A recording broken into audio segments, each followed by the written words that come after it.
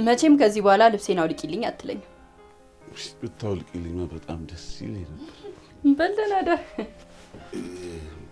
ቆይ ዛሬስ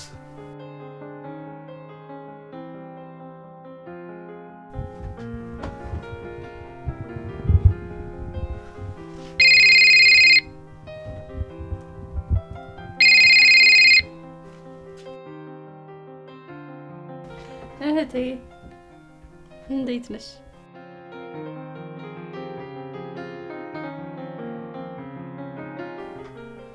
አታስቢ እህቴ፣ ምን ማድረግ እንዳለብኝ አውቃለሁ። አትፍሪ፣ ምንም የሚያስፈራ ነገር የለም የኔ ቆንጆ። ሁሉንም ነገር በጥንቃቄ ነው የማደርገው።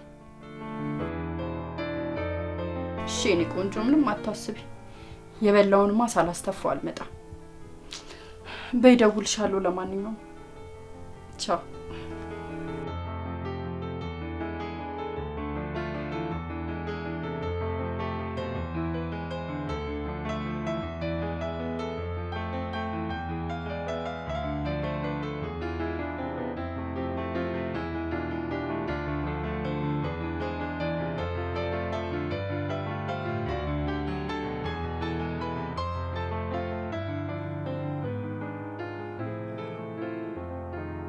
እሺ እኔ ምን ሆናለሁ ብለሽ ነው?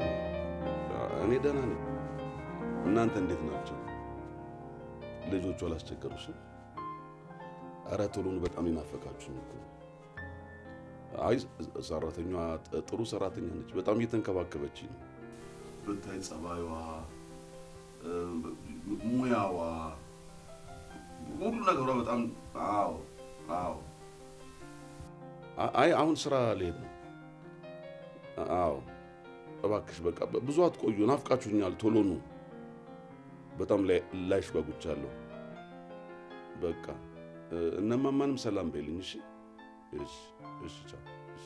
እኔም እሺ። ሰብለ ሰብለ። አቤት አቤት። እሺ ፈለጉ? እባክሽን ጋሽሽን ጋሽ ስትኛ ራክሽኝ ይመስለኛል። ጋር ይድረኝ። እሺ እንትን በቃ ምንድነው ወደ ስራ ልሄድ ነውና ማታ መሽልሽ በጣም ትፈልጊያለሽ? ኧረ ቤቱ ሙሉ ነው ጋሽዬ፣ ምንም አያስፈልግም። ባይሆን ለእርሶ ምን ልስራለት? አይ ወደ ነገሩ እኔ ምንም አልፈልግም። እራትስ ማታ ሲመጡ? እራት አያስፈልግም ማለት ማታ ትንሽ ጓደኞቼ ጋር ተጫውቼ አምሽቼ ከእነሱ ጋር አትበልቼ ነው የምመጣው። እሺ በቃ ጋሼ ሚስቶ ጥሩ ሰው ናት፣ እንዳያቀያይሙ። እኔስ መቼም ሚስት ላይ የማገጡ ጥሩ ነኝ ማለት ይከብዳል። ይሄ እኮ መማገጥ አይደለም። እና ፈቃድ አግኝተው ነው እንዴ ጋሼ? ሰራተኛችሁ መሆኔን አይርሱት እንጂ። እሱ ታዩ እባክሽ ነው ሳይመጡ አንድ ቀን እንኳን አብረን እንደር። እሱማ መች ይቀርልኛል። ራሴን ላሳምን ብዬ ነው። ራሴን ላሳምን ምናምን ያልሽ ጊዜ አትፍጂ እንዴ። የሁለታችንን ፍላጎት አይደል እንዴ? እሺ ጋሼ፣ ስራ እንዳይረፍዱበት ይሄዱ። በቃ ማታ እናወራለን።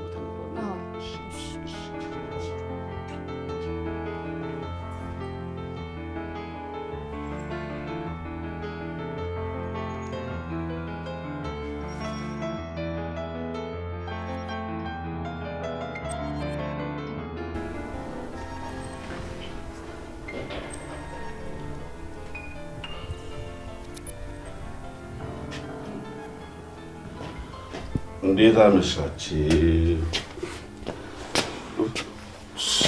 ሰብሊ አስመሽሻል? አመሻለሁ። ተኝ ብትለኝ እኮ ችግር አልነበረውም። በዛ ላይ ስልክ አይሰራም። ምን ነው አሳስብኩሽ? ኧረ እኔስ እንቅልፌን ያሳሰበኝ። ሰብሊ ምን አለ? አዎ ብትይኝ እንዲሁ ለሞራልሽ ትያው አትይኝ። አንተ ትቀልዳለህ። በል ግባ እናንተኛ። በቃ አንተም ተኛ፣ እኔም ልተኛ። እሺ በቃ ሽንተኛ። አሁን ደግፈሽ ምን ታስቀኝ? ምን ስለሆንክ ነው የምደግፍህ? ሰክር ያለው ወጥቻለሁ በኋላ ድፈት ጉድ እንዳላደርግሽ። በል እሺ ና በቃ እሺ ና። እሺ ነይ በቃ እሺ። ይቅርታ በጣም ይቅርታ። እሺ ቀስ በል ቀስ በል።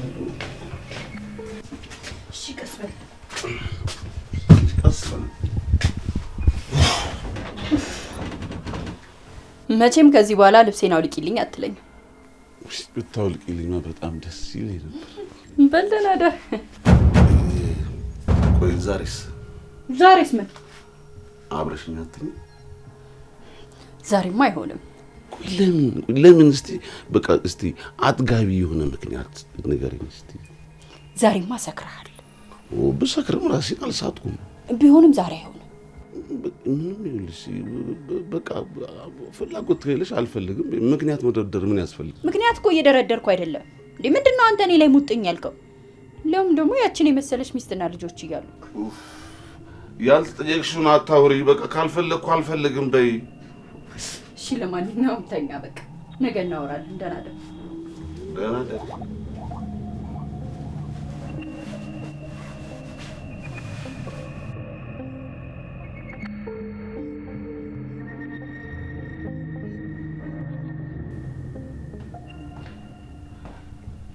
ሰውዬ በቃ ስራ ሰዓት ደርሷል። ልሂድ። እሺ በቃ ዛሬ ግን እንዳታመሽ። አላመሽም፣ በፍጹም አላመሽም። በጊዜ ነው የምመጣው። እሺ ደህና ነኝ ቆንጆ። እሺ ደህና ዋል።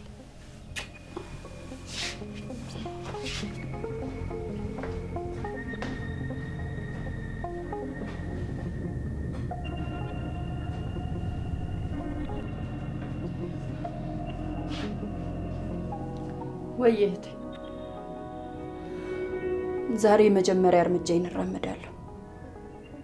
እንዴ ምን ያስጨንቅሻል? አንቺ እኮ ዝም ብለሽ ነው የምትጨነቂው። ሁሉንም ነገር ለእኔ ታይዋልኩሽ አይደል? ባክሽ ሰውየው ሴሰኛ ነገር ነው። በቀላሉ ነው ወጥመድ ውስጥ የገባው።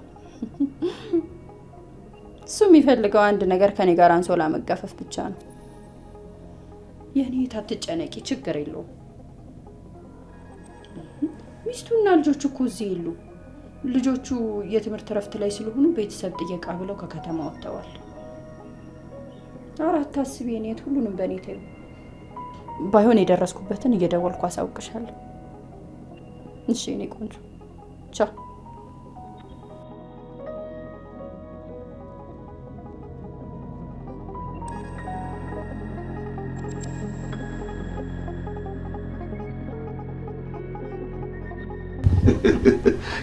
ጠጣሽ?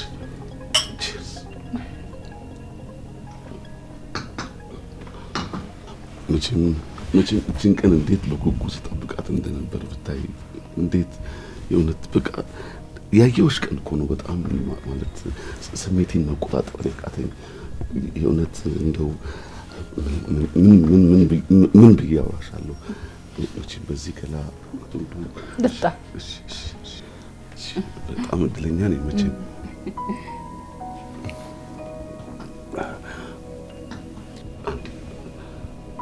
ስልክ ተደወለ። ሄሎ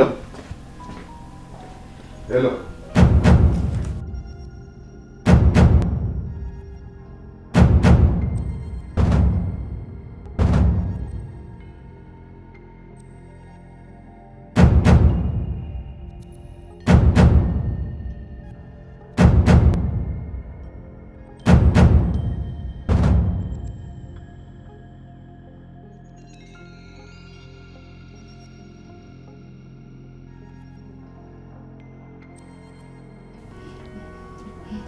በጣም ይቅርታ።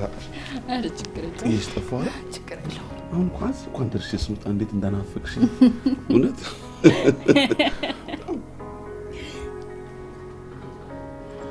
በጣም በቃ ያየሁሽ ቀን እኮ በጣም ልበልሽ በቃ በቦታሽ የተማር ደግሞ እንዴት በቃ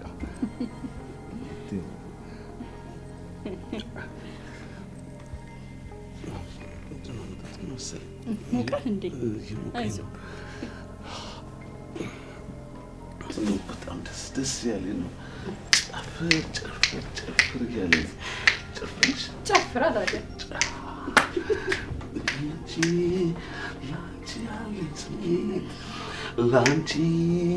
ላንቺ ያለኝ ስሜት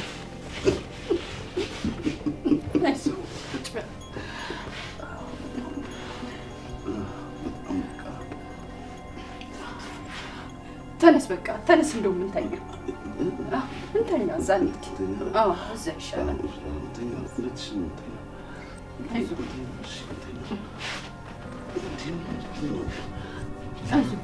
ተነስ።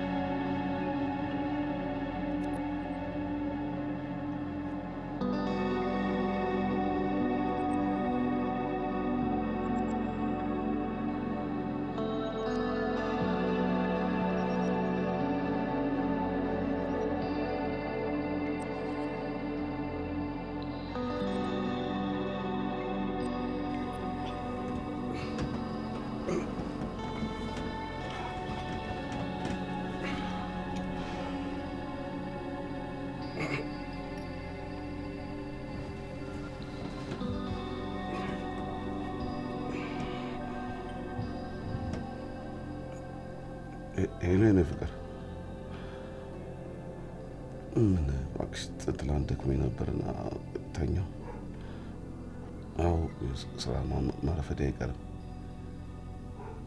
በቃ አሁን ልነሳ ልዘገጃጅና መስሪያ ቤት ከገባሁ በኋላ እደውልልሻለሁ። ልጆቹን ሳሚልኝ እሺ?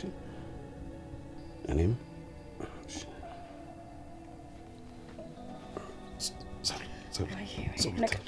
ትንሽ ረፍቷል። ትንሽ ረፍቷል።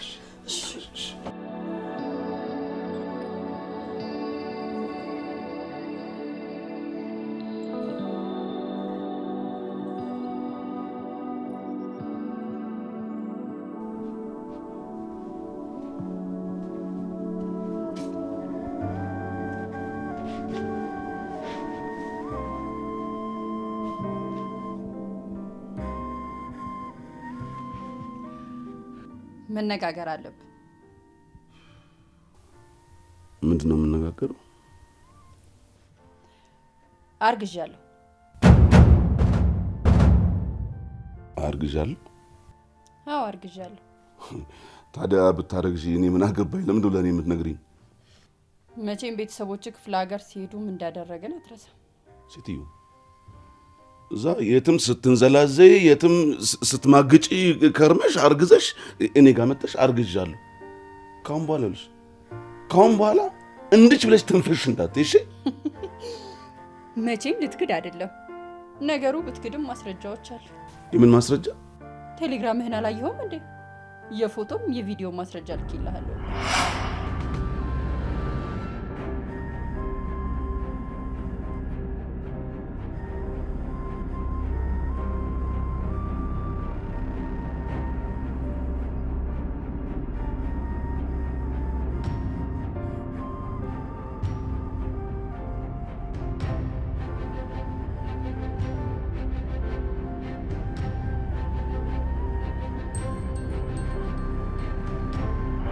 የቀለድሽ መሆን አለበት። እኔ ኧረ ተይ ትቀልጂ እባክሽ እንዴ!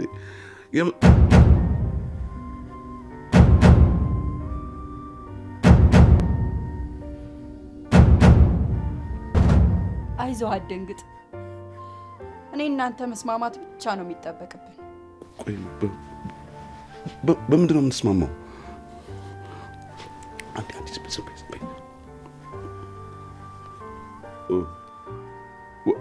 ወይዬ ሂዊ መጣሁ። በቃ በሩ ጋር ጠብቅኝ፣ መጣሁ። እሺ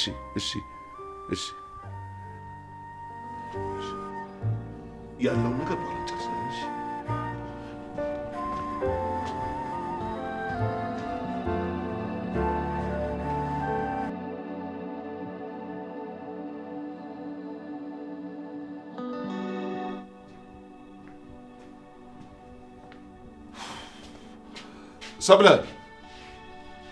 ሰብለ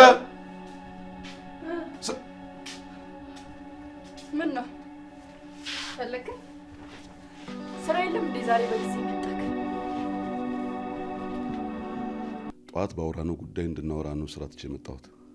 ኃላፊነት የሚሰማ ሰው ነህ ማለት ነው። ያሾፍሽብኝ? ለምን አሾፋለሁ? ለልጄ ኃላፊነት የሚሰማው አባት ማግኘት ደስ ብሎኝ ነው እንጂ። መቼ ልጁን ልውለደው አትይም? እሱ እንደ ስምምነታችን ነው የሚወሰነው። ምንድን ደግሞ ስምምነታችን? እንግዲህ ለመውለድም ላለመውለድም ገንዘብ ያስከፍላል። ገንዘብ? ቆይ ምን ገንዘብ? ይወለድ ካልክ ለልጁ ተቆራሽ ታደርጋለህ፣ አባቱ አይደለ? አይወለድም ካልክ ደግሞ ለማስወረጃና ለሞራል ካሳ ገንዘብ ትከፍለኛለህ። የምን የሞራል ካሳ? ሰው እኮ ነኝ። የማይሰማኝ ነው እንደሚመስልህ? የገዛ ልጄን እኮ ነው ማስወርደው፣ ሊያውም ያንተን ትዳር ለማዳን ስል። ምንም ኃላፊነት የማይሰማኝ ነው እንደሚመስልህ? እሺ ስንት ብር ይበቃሻል?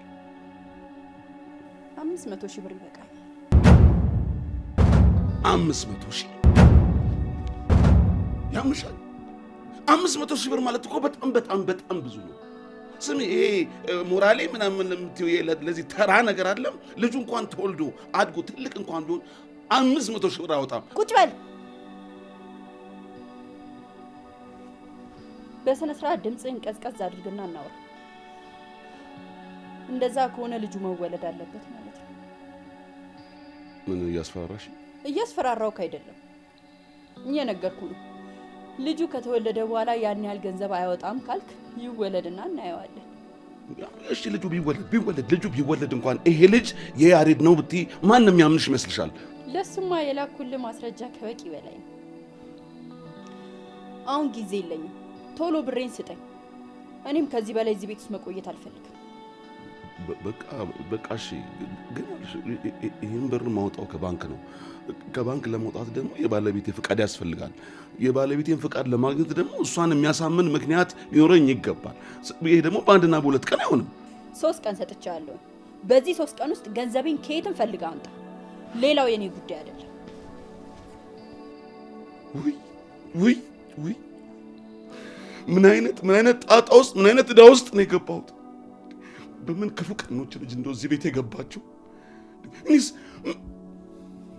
ነገርማ ባለቤቴ መስማት የለባትም እንዴ? ቤተሰቤ መበጥበጥ የለበትም?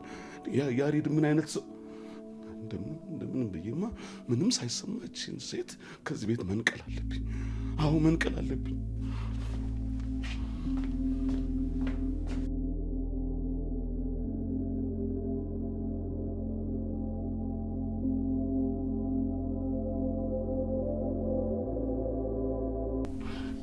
እሺ በቃ እሺ፣ ይሄን ነገር ካሁን በኋላ ላለማንሳት በቃ እንጨርስ። ግን ቆይ ገንዘቡን ከሰጠውሽ በኋላ ይሄን ነገር ድጋሚ እንደማታነሽብኝ እና መረጃዎች እንደምታጠፊ በምን እርግጠኛ መሆን እችላለሁ? በምንም እርግጠኛ መሆን አልችልም፣ ማመን ብቻ። ግን አታስብ፣ ገንዘቤን ካገኘው በኋላ አይደለም አንተ ማየት፣ ስላንተ ማሰብ አልፈልግም።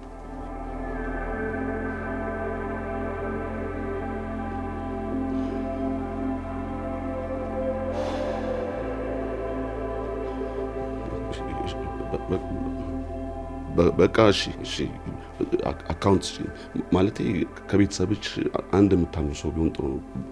ወንድ ቢሆን ጥሩ ነው። ምክንያቱም ባለቤቴ ድንገት ካየችው የሆነ ነገር እንዳጠረጥር።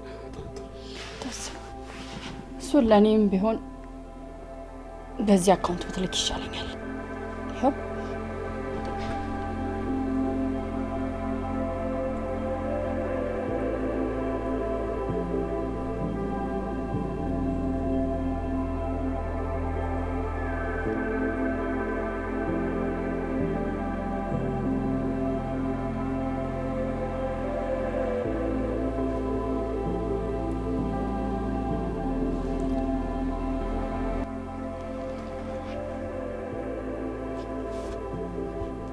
ቆይ ግን ለባለቤቴ ምን ምክንያት ሰጥሻት? ማለት ምን አልሻት?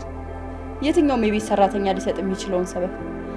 እናቴ ታማብኛለች፣ ክፍለ ሀገር መሄድ አለብኝ ስላት እሺ አለች። የሚገርም ብዙ ካወራኋት ድንገት ያመልጠኛል ብዬ ብዙም አልተሰናበትኳት።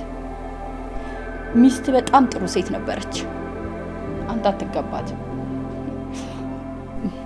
ባይሆን በደንብ ሳምልኝ እሺ? አገላብጠ ግን አደራህን አምልጦ እንዳታወራ። እባክሽ ሂጂልኝ። እኔማ አወጣለሁ። ደግሞ ምን ቀረሽ? ባይሆን ይሄንን ወረቀት በደንብ አድርገህ አንብበው። የምን ወረቀት ነው? ማንበብ ትችላለህ አይደል? አንብበው።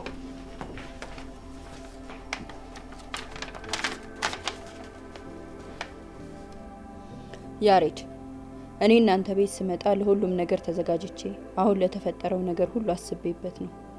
እናንተ ቤት ሰራተኛ ሆኖ መቀጠር ለኔ ቀላል አልነበረም። የመጨረሻ ዓመት የዩኒቨርሲቲ ተማሪ ነበርኩ።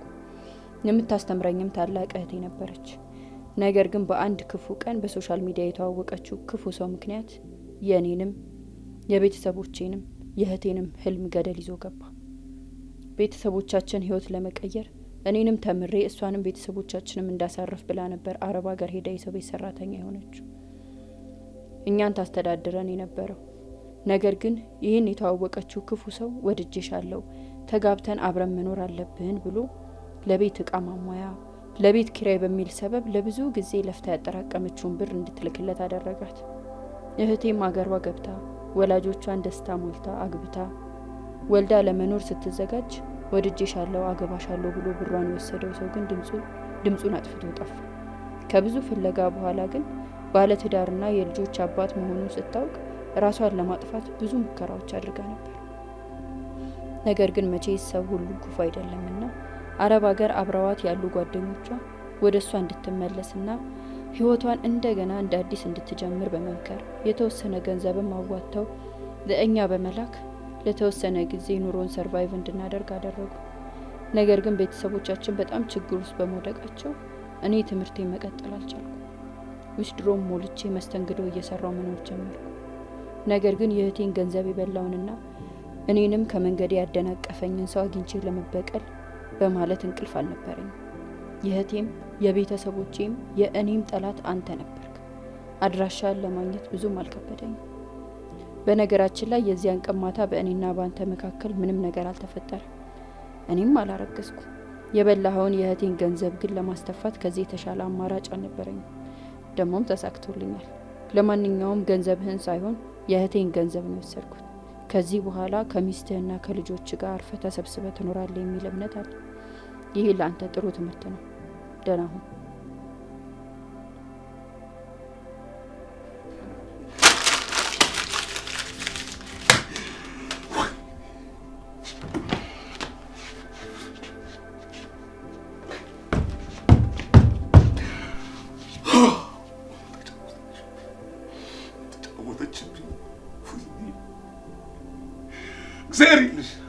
እግዚአብሔር ይልሽ